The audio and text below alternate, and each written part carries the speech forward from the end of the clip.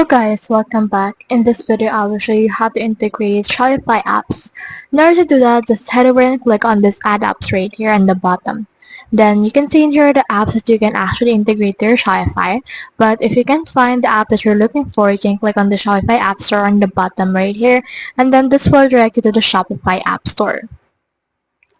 So in here, you can search for an app that you want to look for.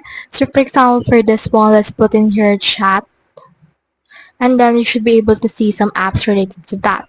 So for example, let's actually install this Chatty, and then click on that, and from in there click on this install button.